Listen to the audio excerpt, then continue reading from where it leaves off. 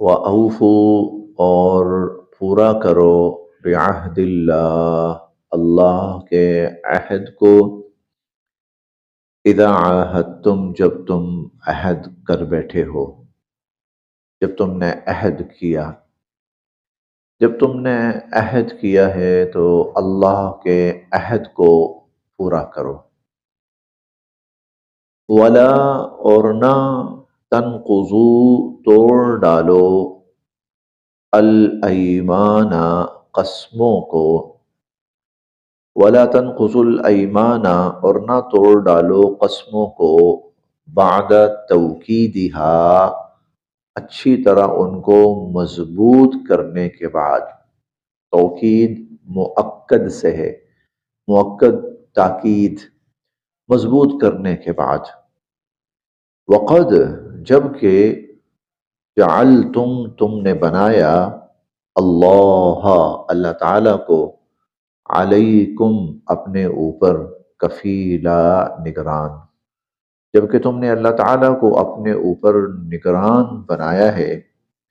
ان اللہ بے شک اللہ تعالیٰ یعلم جانتے ہیں ما تفعلون جو کچھ تم کرتے ہو، ان اللہ یعلم ما تفعلون جو کچھ تم کرتے ہو اللہ تعالیٰ اسے خوب جانتے ہیں۔ یہ پچھلی آیت کے اندر معاشرتی اصلاح کے حوالے سے ایک بہت بہترین تعلیم اور ہدایت اللہ رب العزت نے ارشاد فرمائی تھی۔ عدل کا حکم، احسان کا حکم، ایتاء ذی القربیٰ صلہ رحمی کا حکم، اور پھر فحشاء، منکر اور بغی یعنی ظلم سے منع کرنا اور روکنا، یہ ہم تفصیلی پڑھ چکے ہیں۔ اب جو اگلی آیات ہیں یہ بھی باہمی معاملات ہی سے متعلق ہیں کہ معاشرے کے اندر اچھے خوشگوار معاملات انجام پائیں، لوگ ایک دوسرے پر اعتماد کریں، اور جو بھی معاملہ ہے وہ اچھے طریقے پر انجام تک پہنچے، یہ اس سے متعلقہ بہت ساری ہدایات ہیں۔ وَأَوْفُوا بِعَهْدِ اللَّهِ إِذَا عَاهَدتُّمْ جب تم نے عہد کیا ہے تو اللہ کے عہد کو پورا کرو۔ وَلَا تَنْقُضُوا الْأَيْمَانَ بَعْدَ تَوْكِيدِهَا اور اپنی قسموں کو نہ توڑ ڈالو تم مضبوط، اور اپنی پکی اور مضبوط قسموں کو نہ توڑ ڈالو۔ وَقَدْ جَعَلْتُمُ اللَّهَ عَلَيْكُمْ كَفِيلًا جبکہ تم نے اس پر اللہ تعالیٰ کو نگران بنایا ہے۔ اس میں دو چیزوں کا تذکرہ ہے۔ سب سے پہلے اللہ کے جو عہد ہیں ان کو پورا کرو۔ اللہ تعالیٰ سے انسان کی جو جو کمٹمنٹ جہاں جہاں ہوئی ہے وہ پورا کرے انسان۔ سب سے پہلے تو اللہ کی ذات ہے، اللہ کا حق ہے کہ اللہ سے جو بات طے ہے، اللہ سے جو عہد ہوئے ہیں ان کو پورا کیا جائے۔ اس کے بعد وَلَا تَنْقُضُوا الْأَيْمَانَ بَعْدَ تَوْكِيدِهَا، یہ جب لوگ آپس میں کوئی معاملہ کریں اور وہ معاملہ اللہ کے نام کے ساتھ مؤکد ہو جائے، اللہ کی قسم کھائی گئی ہو، اس پر اللہ کی قسم کھا کر کوئی معاملہ طے کیا گیا ہو، خصوصاً اس کی تاکید ہے کہ اس کو نہیں توڑنا، اس معاملے کو خراب نہیں کرنا، اس معاملے کو غلط نہیں کرنا، اس معاملے کے اندر کسی قسم کی غلط بیانی یا غلط طرز عمل اختیار نہیں کرنا۔ یاد رکھیے گا، ایک ہوتا ہے کوئی بھی وہ معاملہ جو آدمی اپنے طور پر زبانی کلامی کرتا ہے یا تحریراً کرتا ہے، ایک وہ معاملہ ہوتا ہے جس میں وہ اللہ کی قسم کھاتا ہے۔ جس معاملے میں اللہ کی قسم کھائی جائے اس کا حکم اور اس کی نوعیت بالکل بدل جاتی ہے، اس کی نوعیت بالکل بدل جاتی ہے۔ اگر وہ چیز پوری، اب اس چیز کا پورا کرنا اس پر ہر حال میں لازم ہو گیا۔ اب اگر وہ پورا نہیں کرتا اس کام کو اور اس چیز کو، اب اگر وہ اس کام کو اور اس چیز کو پورا نہیں کرتا ہے تو پھر اس پر کفارہ بھی آتا ہے، پھر اس پر دنیاوی یا اخروی سزائیں بھی لاگو ہوتی ہیں۔ دیکھیں، ایک شخص اپنی بیوی کو کہتا ہے کہ بھائی میں نہیں تیرے پاس آنا، میں تیرے پاس نہیں آنا۔ اچھا ٹھیک ہے، نہیں آتا۔ ایک کہتا ہے اللہ کی قسم میں تیرے پاس نہیں آنا. زمین و آسمان کا فرق پڑ گیا. اب جب اللہ کی قسم کھائی ہے نا تو اس کے پاس ہم نے دوسرے پارے میں پڑھا ہے ایلا کہا جاتا ہے. 4 مہینے اس کے پاس. 4 ماہ کے اندر اندر دو صورتیں ہیں. یا تو وہ اپنی بیوی کے ساتھ رجوع کرے گا تو قسم ٹوٹے گی. قسم ٹوٹے گی تو کفارہ دینا پڑے گا قسم کا. اور اگر وہ اپنی قسم پوری کرتا ہے اور 4 ماہ تک بیوی کے پاس نہیں آتا تو پھر نکاح ٹوٹ جاتا ہے. پھر اس کا للذین یؤلون من نسائہم تربص 4 اشہر فإن فاؤوا فإن اللہ غفور رحیم وإن عزموا الطلاق فإن اللہ سمیع علیم. تو جب اللہ کی قسم کھائی جائے نا کسی معاملے کے اندر، جیسے ایک حدیث مبارکہ میں آتا ہے کہ جس نے اللہ کی قسم کھا کر کسی کا حق مارا، من اقتطع حق امرئ مسلم، اللہ کا نام لے کر اللہ کی قسم کھا کر کسی کا حق مارا. مثلا 2 آدمیوں کے درمیان جھگڑا ہوتا ہے، ایک کہتا میری، دوسرا کہتا میری. ایک آدمی کی نہیں ہے، وہ کہتا اللہ کی قسم میری ہے، حالانکہ اس کی نہیں ہے. تو حضور علیہ الصلوۃ والسلام فرماتے ہیں اللہ نے جہنم اس پر واجب کر دی اور جنت حرام کر دی. تو صحابہ کرام پوچھنے لگے کہ اللہ کے نبی، چاہے وہ ولو کان شیئا یسیرا، معمولی سی چیز ہو، آپ نے فرمایا ولو کان قضیبا من عراق، چاہے وہ درخت کی ایک شاخ اور ٹہنی ہی کیوں نہ ہو یا ایک مسواک ہی کیوں نہ ہو. کیوں؟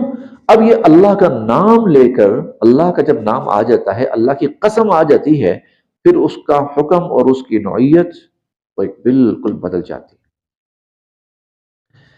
تو اللہ تعالیٰ فرماتے ہیں وَلَا تَنْقُضُوا الْأَيْمَانَ بَعْدَ تَوْكِيدِهَا، جب تم نے پکی قسمیں کھائی ہیں نا تو پھر ان کو توڑنا نہیں ہے. وَقَدْ جَعَلْتُمُ اللَّهَ عَلَيْكُمْ كَفِيلًا، اور تم نے اللہ کو اس پر نگران بنایا ہے، اللہ کی قسم کھا کر یہ معاملہ کیا ہے، اب نہیں توڑنا اس کو. ان اللہ یعلم ما تفعلون، اسی لیے جو کورٹ کچہری کے اندر، ٹھیک ہے، یہ حلف ہوتا ہے اور قسم ہوتی ہے نا، یہ بہت بڑی چیز ہوتی ہے. اگر اس کو سمجھا جائے تو یہ بہت بڑی چیز ہے کہ میں اللہ کی قسم کھا کے کہتا ہوں جو کہوں گا سچ کے سوا کچھ نہیں کہوں گا. یہ تو معاملے اس کا حکم ہی بدل جاتا ہے. جب اللہ تعالیٰ کی قسم اس پر کھا لی جائے تو پھر اس کا حکم ہی بدل جاتا ہے. ایک آدمی کہتا جی میں نہیں کھاؤں گا، یہ چیز کبھی نہیں کھاؤں گا، کل کو کھا بھی لیتا ہے، کوئی بات نہیں. مثال کے طور پر وہ کہتا میں بڑا گوشت کبھی بھی نہیں کھاؤں گا، اس سے میں کہتا ہے بے شک نہیں کھاؤں گا، کوئی بات نہیں. کل کو کھا بھی لیتا ہے، کوئی بات نہیں. ایک آدمی کہتا ہے اللہ کی قسم میں کبھی نہیں کھاؤں گا،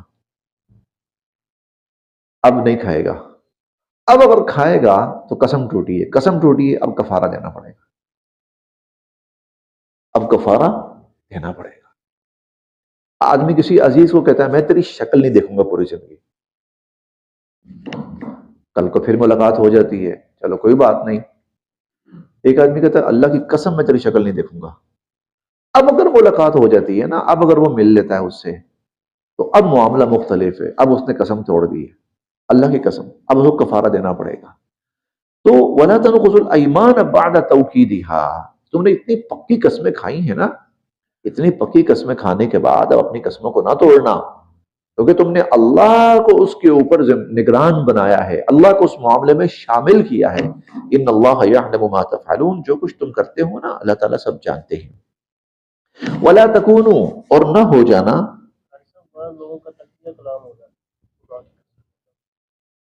نہیں تقیہ کلام کے ساتھ وہ کوئی صرف بات کرتے ہیں یا کوئی معاملہ کرتے ہیں. ایک ہوتا ہے بات، ہاں تو پھر کرنا پڑے گا. ہاں بالکل بالکل بالکل بالکل. اللہ کی جب قسم کھانا ہے تو بڑے سوچ سمجھ کے کھانا ہے. اس لیے تو قرآن کریم میں کئی جگہ پر اس کا حکم بیان ہوا ہے، اس پر تاکید آئی ہے. 7ویں پارے میں ہم نے بڑی تفصیل سے، ایک بہت بڑی آیت تھی، ہر قسم کا الگ الگ حکم اللہ تعالیٰ نے بیان کیا. 7ویں پارے کے اندر بھی ہے اور سورۃ تحریم کے اندر بھی ہے. کہ جب حضور علیہ الصلوۃ والسلام نے قسم کھا کے کہا تھا کہ میں شہد نہیں کھاؤں گا، پھر اس پر قرآن کی پوری صورت اتری تھی، کیوں آپ نے حرام کیا جس کو اللہ نے آپ پر حلال قرار دیا، آپ نے کیوں حرام کیا؟ قد فرض اللہ لکم تحلۃ ایمانکم، اب اپنی قسم توڑیں اور کفارہ ادا کریں۔ چنانچہ حضور نے قسم توڑی، قسم تو ٹوٹ گئی تھی، تو پھر آپ نے کفارہ ادا کیا اس کا۔ ولا تکونوا، اور نہ ہو جانا، کلتی، اس عورت کی طرح، نقضت، جو توڑ ڈالتی تھی، غزلہا، غزل، سوت، اپنا سوت، وہ ہوتا نا چیزیں کچھ لوگ بناتے ہیں، ہاتھ سے کپڑے بناتے ہیں، سویٹر بناتے ہیں، چیزیں بناتے ہیں، یہ سوت کاٹنا ہوتا ہے۔ جو توڑ ڈالتی تھی، ٹکڑے ٹکڑے کر ڈالتی تھی، توڑ ڈالتی تھی اپنے سوت کو، من بعد قوت، اس کو مضبوطی سے بننے کے بعد، انکاسا، ٹکڑے ٹکڑے توڑ ڈالتی تھی اور توڑ کے ٹکڑے ٹکڑے کر ڈالتی تھی سوت کاٹنے کے بعد۔ ولا تکونوا، اور نہ ہونا، کلتی، اس شخص کی طرح، نقضت غزلہا، جو اپنا سوت کاٹ ڈالتی تھی، توڑ ڈالتی تھی، من بعد قوت، اس کو مضبوط بننے کے بعد، انکاسا، ٹکڑوں ٹکڑوں میں نہ ہو جانا۔ اب یہ کیا ہے؟ یہ باہمی، ویسے باہمی معاملات، بے شک اس میں اللہ کی قسم نہ بھی کھائی گئی ہو، یہ اس کا تذکرہ ہے۔ جب تم لوگوں نے باہمی کوئی معاملہ کیا ہے نا، کوئی بات طے کی ہے، اب اس کو پورا کرو۔ اگر تم ایک بات کرتے ہو اس کو پورا نہیں کرتے ہو تو تمہاری مثال اس عورت کی طرح ہے۔ مکہ میں یا غالباً مدینہ میں کوئی عورت تھی، دماغی توازن ٹھیک نہیں تھا، تو وہ کچھ نہ کچھ بناتی رہتی تھی، بناتی بناتی بناتی، بڑی محنت کر کے بنا کے، اور پھر اس کو سارا کچھ وہ توڑ ڈالتی تھی، ایسے ہی لگی رہتی تھی، بناتی رہتی تھی، توڑتی رہتی تھی۔ تو اب یہ کیا ہے؟ وہ اپنی ساری محنت ضائع کر رہی ہے، ایک چیز پکی کر کے، مضبوط کر کے، ٹکڑے ٹکڑے کر رہی ہے۔ اب یہ عمومی معاملات، کوئی بھی معاملات، بے شک اس میں اللہ کی قسم نہ بھی کھائی گئی ہو، تو اس کو بھی پورا کرنا وہ ضروری ہے۔ تو اس عورت کی طرح نہ ہو جانا جو اپنا سوت مضبوطی سے کاٹنے کے بعد اس کو ٹکڑے ٹکڑے کر ڈالتی تھی۔ تتخذون، تم بناتے ہو یا تم بناؤ گے، ایمانکم، اپنی قسموں کو، دخلم بینکم، دخلم بینکم، فساد کا ذریعہ آپس میں، تتخذون ایمانکم دخلم بینکم، کیا تم اپنی قسموں کو فساد کا ذریعہ بناؤ گے آپس میں؟ ان تکونا، کہ ہو، امتن، ایک جماعت، ہی اربا، اربا ربا سے ہے، ربا کا لفظ سے لفظی معنی اضافہ اور فائدہ اور منافع ہوتا ہے، اربا، تاکہ زیادہ فائدہ حاصل کر لے، من امہ، دوسری جماعت سے، ان تکون امتن، کہ ایک جماعت، ہی اربا، زیادہ فائدہ حاصل کر لے، من امہ، دوسری جماعت سے۔ پھر دیکھیے، تتخذون ایمانکم دخلم بینکم، کیا تم اپنی قسموں کو فساد کا ذریعہ بناؤ گے؟ قسموں کو فساد کا ذریعہ بنانا مطلب یہ، ایک شخص قسم کھا کر کوئی بھی فائدہ حاصل کرنا چاہتا ہے، تاکہ میں دوسروں کی نسبت زیادہ فائدہ حاصل کر لوں، زیادہ مال سمیٹ لوں، زیادہ لوگ اکٹھے کر لوں، تو تتخذون ایمانکم دخلم بینکم، کیا تم اپنی قسموں کو فساد کا یہ تو فساد ہے۔ پھر جھوٹی قسمیں کھا کے، اللہ کا جھوٹا نام استعمال کر کے، زیادہ سے زیادہ فائدہ یا زیادہ سے زیادہ نفع یا زیادہ سے زیادہ لوگ یا زیادہ سے زیادہ مال حاصل کرنا، انما، بے شک، یبلوکم اللہ بہ، اللہ تمہیں آزما رہے ہیں اس کے ذریعے، وَلَيُبَيِّنَنَّ، اور ضرور بھی ضرور کھول کر بیان کریں گے، لکم، تمہارے سامنے، یوم القیامتی، قیامت کے دن، ماں، وہ معاملہ، کن تم فیہ، تھے تم جس میں، تختلفون، اختلاف کرتے، جس معاملے میں تم اختلاف کرتے تھے نا، اللہ تعالیٰ قیامت کے دن اس کو کھول کھول کر تمہارے سامنے بیان کریں گے۔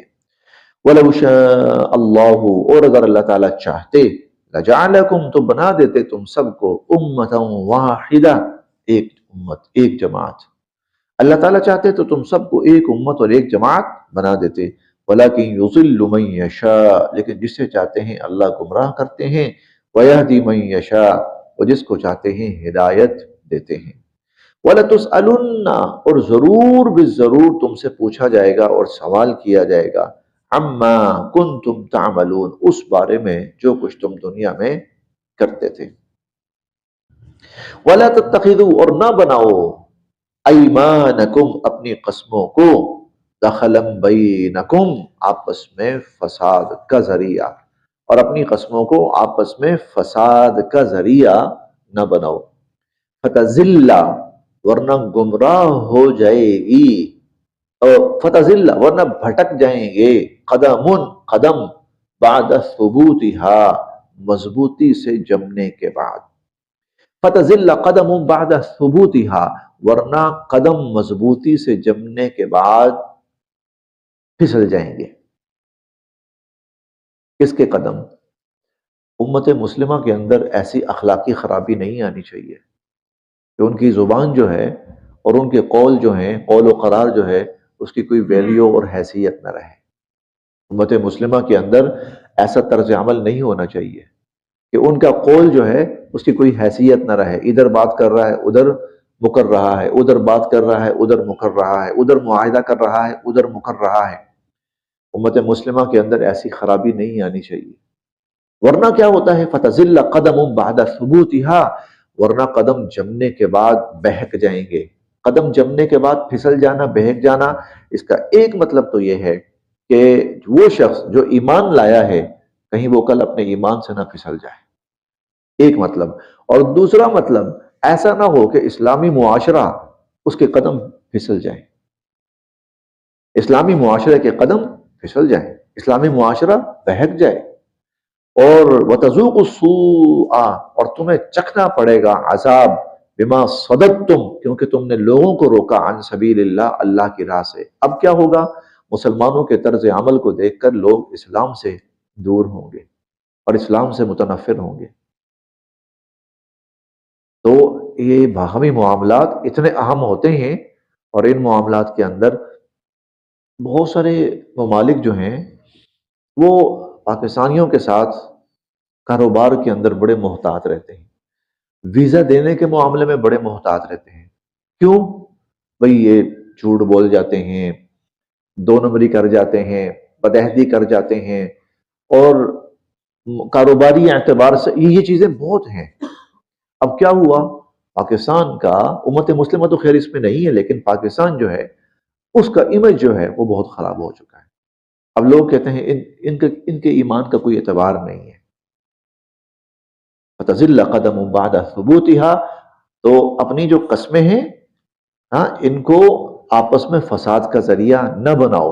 قسمیں اس لیے نہ کھاؤ کہ دھوکہ دو گے، فساد کرو گے، زیادہ سے زیادہ مال سمیٹو گے، کسی کو آپ اللہ کا نام لے کر مطمئن کرنے کی کوشش کرو، اور مقصد کیا ہو کہ اس کی آڑ کے اندر ہم اپنا مفاد حاصل کریں گے۔ فتزل قدم بعد ثبوتها ورنہ ایسا نہ ہو کہ قدم جمنے کے بعد بہکنا شروع ہو جائیں، پھسلنا شروع ہو جائیں۔ وتذوق السوء اور تمہیں پھر عذاب بھگتنا پڑے گا بما صددتم عن سبیل اللہ کیونکہ تم نے لوگوں کو اللہ کی راہ سے روکا۔ ولکم عذاب عظیم تمہارے لیے بہت بڑا عذاب ہوگا پھر۔ ولا تشتروا اور نہ بیچ ڈالو بعہد اللہ اللہ کے عہد کو ثمنا قلیلا تھوڑے سے فائدے کے عوض، اللہ کے عہد کو تھوڑے سے فائدے کے عوض نہ بیچ ڈالو۔